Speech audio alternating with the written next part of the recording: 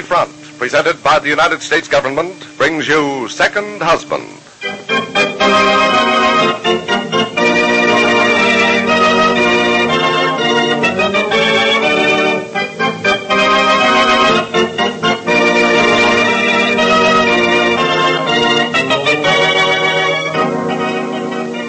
The Columbia Broadcasting System, in cooperation with the United States government, has the pleasure of bringing its listeners a new series of programs, a different kind of series.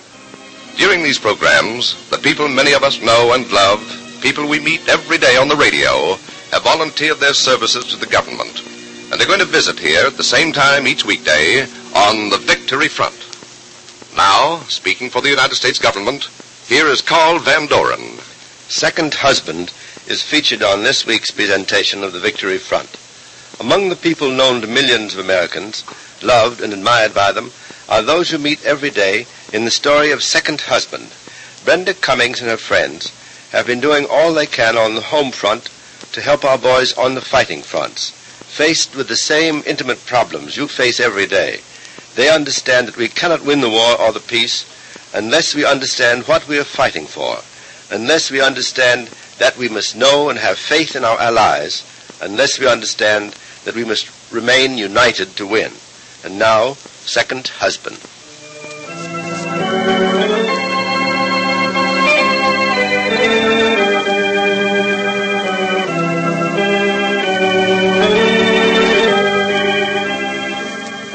Second Husband. We bring you now the story of beautiful Brenda Cummings, who was a young widow with 2 children living in Montana until she married wealthy, distinguished Grant Cummings and went to New York, where their son was born, where Grant lost his fortune, and where Brenda became a famous actress.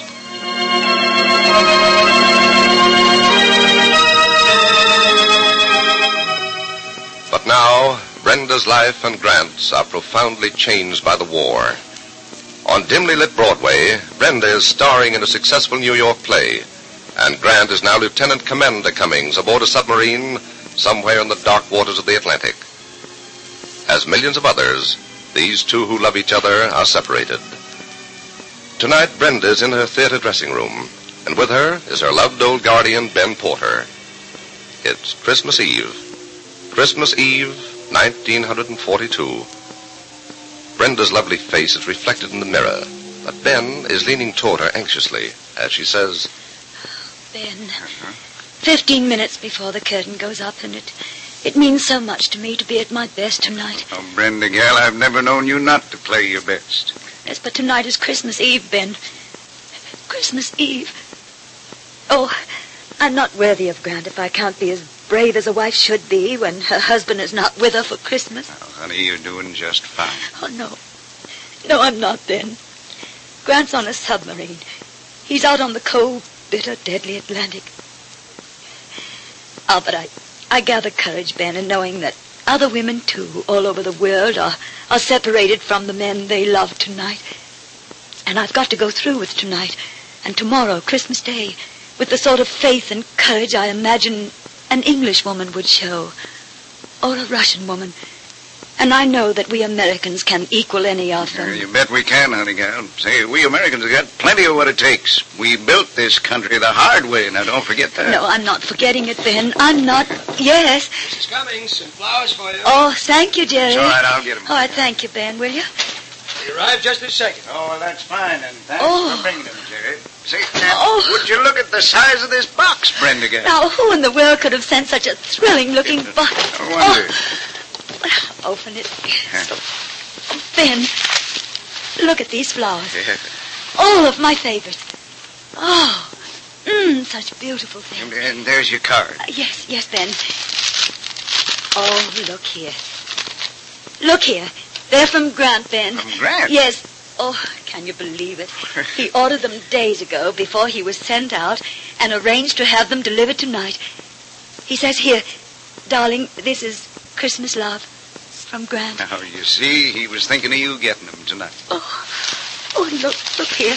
Here's a war bond tucked beside them as a gift. Oh, that sweet, wonderful, darling. Why, Ginger, it sure is a war bond. How could I let a husband like this down, Ben? How could But you've never let him down, honey. But I've got to think tonight of all things that we've got to thank God for. Grant always said to me, don't think of me out there in a submarine alone, Brenda. There are quite a few lads just like me, only knowing a lot more right there with me. And in the Atlantic, remember, there's always the good old British Navy right in there with us. Now, ain't that just like Grant? Always. Of course, honey, one of the finest things in this war now seems to me is having the British as our allies. Fighting allies, fighting side by side with us. Why, Ben, You know? you're saying Honey, that... I'll be honest. Now, I never understood them British because I didn't know much about them until the war started. And now I know that the Englishmen who won the Battle of Britain from Mr. Hitler, who held the Germans at bay alone for over a year, are among the greatest fighting men the world has ever known. Ben, you know who I was just thinking of? Of Raymond Rogers. Remember him? Yes, sure. He was the first and best leading man I ever had. He was English, and you loved him. Well, I'll tell you, Brenda, I take my hat off to the British. They're soldiers, and as great an ally as any country ever had. All we got to be sure of in this country of ours is that we all understand these things about the British, the truth, and not let Hitler plant seeds of dissension and misunderstanding. For he's always up to his game of divide and conquer. And that's what he'd like to do with us in Britain, and Russia, and China. Yes, sir, he'd like to see the United Nations split wide apart. Yes, and that's what he'll never see, Ben. No. Never, because we understand his methods only too well. And... goodness, these flowers from Grant. I wish he knew how happy they've made me. Brenda, may I come in? Oh, yes, hello there, Carol. Please do come in. Oh, how are you, Mr. Porter? Hello. My, what dream flowers. Aren't they lovely? Grant ordered them to be sent tonight before he left. Oh, then you are the lucky one. I feel about as much of a glamorous actress tonight as an old stick. Oh, poor darling. What do you mean by that? Have I a fiancé whose family teased him on money bags, or haven't I? Oh, Carol, what a way to talk about Deke. One of Uncle Sam's most handsome young first lieutenant. Yes, say, where is Lieutenant Walters now, Carol? Oh, overseas somewhere. I don't know. I haven't heard a word, not one from Deke. I haven't gotten a Christmas present. Well, not even flowers. Well, now, Carol, possibly... Now, don't he's... defend him, Brenda. He's always lavished me with exciting things, and I'm furious. As far as I'm concerned, you can tie Christmas up in a neat little package and send it back to Santa Claus. Oh, now, really, Carol, you I must... mean it, all this Christmas spirit. What does it mean? Where does it get you? It's a lot of sentimental twaddle, and I don't believe in it. Deke could have written at least. He could have sent me something. This is her dressing room. Thank you. Who's Mrs. that? Cummings, Major Rogers is here to see you. What? Major Rogers? Rogers? Brenda. Oh, why, Raymond, it's you. Brenda, it's splendid to see you. Why, this can't be true. What do you know? Hello, Raymond, of all people. Well, by Jove. Ben Porter and Carol Oh, Hahn. Raymond, you just don't know how grand it is to see you. Ben and I were just speaking of you. We thought that you were, well, halfway round the world with the RAF. And I have been. I was. I'll only be in New York a short time, but I had to stop by and see you, Brenda. It wouldn't seem like New York if I hadn't. Oh, you're just as devastating as ever, Raymond. Oh, A Carol. uniform does something to a man. Well, how's your life, Carol? Are you married? No, I'm engaged, but my affection is at a low ebb at the moment. Christmas is getting me down. You see, she hasn't heard from her lieutenant yet. And she's in very low spirits tonight, Raymond. And I was just about to tell her when you walked in that this Christmas Eve, above all others, is no time to be downhearted. Right you are, Brenda. Oh, how wonderful this is. You and Ben and Carol and I in a dressing room talking before a performance. And Raymond, for the sake of old times, you and Carol must come home with Ben and me tonight. Will you? And make it a real Christmas Eve? Oh, I'd love to, Brenda. It'll be a lifesaver for me. Good. I'd like to enormously, Brenda, but the thing is... What's that, Raymond? I've a friend with me, a Russian officer. Oh, but we'd love to have him, too. Of course, he must come. Well, then, thank you very much. I know Major Chubukov will enjoy a Christmas Eve in your home as much as I shall. Fine. Then it's settled. And we'll all meet after the performance and go home. Why, it'll be a sort of symbol for us all to be together on Christmas Eve. Britain, America, Russia, all together in a little white house in Connecticut, welcoming in Christmas, the day of peace on earth, goodwill toward men. First act, please. Yes, all right.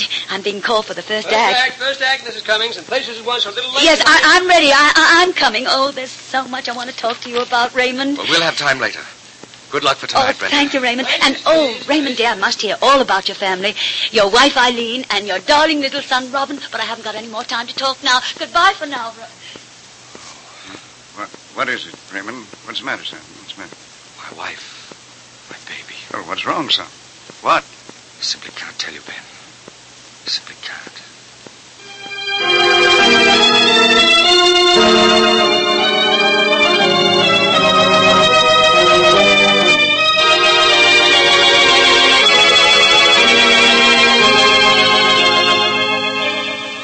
A silence in the room. A silence heavy with unspoken words. Ben has turned away from the dark pain in Raymond's eyes, but Ben feels that somehow his question has been answered. Listen tomorrow. You won't want to miss the emotional scene in the little white house in Connecticut in the next chapter of Second Husband.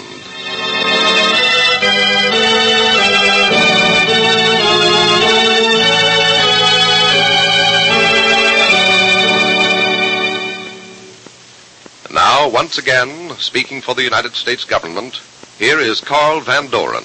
The United Nations are in existence for a great deal more than the waging of the war.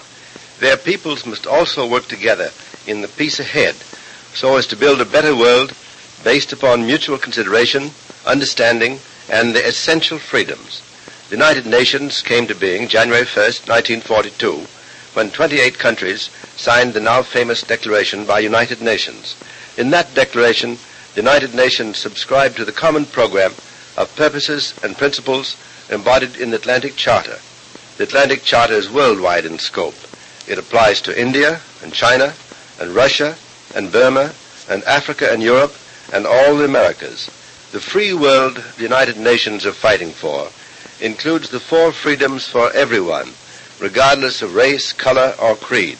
The war has taught us that an attack on liberty anywhere in the world is an attack on liberty everywhere in the world. The war has taught us that what happens to a people anywhere in the world affects people everywhere in the world. That's why we must remain united. We must be united to win both the war and our peace. We must be united to build the new free world of the 4 freedoms, where there can be freedom from want and fear, freedom of religion and speech for everyone, everywhere. Alone, no nation can guarantee the benefits of the principles outlined in the Atlantic Charter. Together, the United Nations can guarantee the fruits of victory to all countries and to all peoples.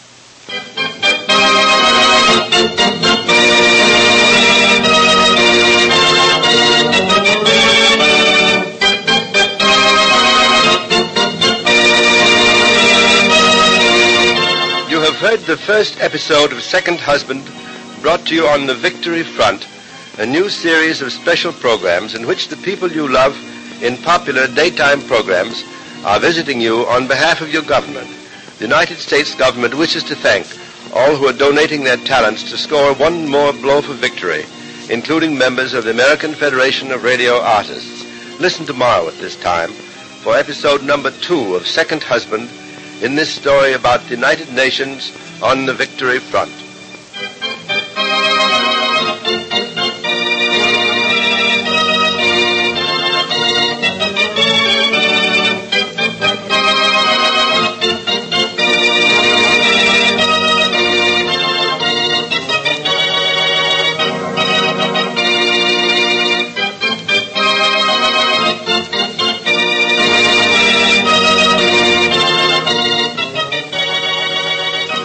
This is the Columbia Broadcasting System.